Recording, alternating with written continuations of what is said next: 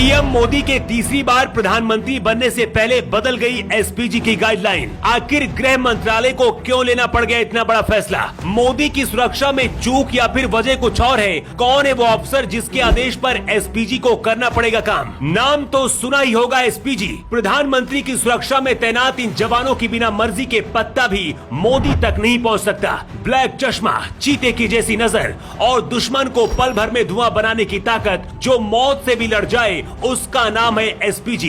पंजाब से लेकर कर्नाटक तक पिछले 2 साल में करीब 1 दर्जन से ज्यादा बार पीएम मोदी की सुरक्षा में चूक हुई। शायद मोदी देश के ऐसे प्रधानमंत्री बन गए हैं जिनका दर्जनों बार सुरक्षा घेरा तोड़ दिया गया। लेकिन मोदी की सुरक्षा में तैनात एसपीजी के नियमों में क्यों बदलाव करना पड़ा, सबसे पहले इसे जानना आपके लिए बहुत जरूरी है। जब भी कहीं प्रधानमंत्री मोदी दौरे पर निकलते हैं तो काफिले में उनके साथ एसपीजी के जवान और करीब दर्जन भर गाड़ियां होती हैं। पीएम मोदी के काफिले में BMW 7 की सीरीज की sedan, BMW X3, range rover और एक मर्सिडीज बेंज कार होती है। इसके अलावा काफिले में एक एम्बुलेंस टाटा सफारी जेमर भी होती है। वैसे तो प्रधानमंत्री की सुरक्षा में कई कारें लगाई गई हैं, लेकिन उन्हें चुनावी रैलियों में या फिर 15 अगस्त के मौके पर काले रंग की रेंज रोवर या फिर टोयोटा लैंड क्रूजर कार में चलते देखा जाता है। मोदी किस कार में बैठेंगे ये भी एसपीजी ही तय करती है। ये कार इतनी ज्यादा हाईटेक होती है कि एक बार बम से हमला करने पर भी इस पर कोई असर नहीं होगा। कार के अगर टायर फट भी जाएं तो 100 किलोमीटर तक ये कार आराम से दौड़ सकती है। आप कह सकते हैं कि देश में सबसे हाईटेक और सुरक्षित पीएम मोदी की कार होती है। 1984 से पहले देश में एसपीजी नहीं थी। 31 अक्टूबर 1984 को जब इंदिरा गांधी की हत्या हुई तो पूरा देश हिल गया। इसके बाद सरकार ने फैसला लिया कि एक ऐसा सुरक्षा घेरा होना चाहिए जिसे प्रधानमंत्री तक तोड़कर कोई भी न पहुंच पाए। यही से एसपीजी यानी कि स्पेशल प्रोटेक्शन ग्रुप का जन्म हुआ।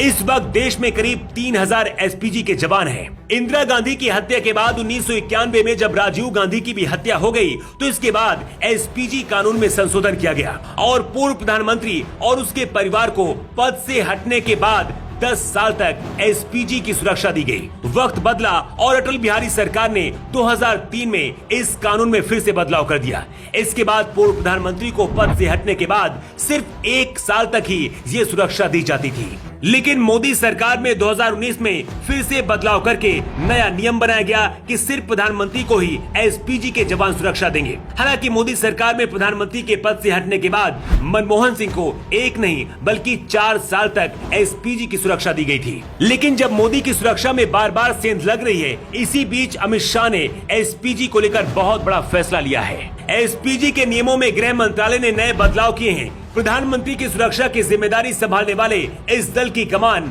अब भारतीय पुलिस सेवा के अतिरिक्त निदेशक यानी कि एडीजी रैंक के अधिकारी संभालेंगे। एक अच्छी बात यह है कि एसपीजी का मुख्यालय पहले की तरह ही अभी भी दिल्ली में ही रहेगा। डायरेक्टर की नियुक्ति केंद्र सरकार ही करेगी।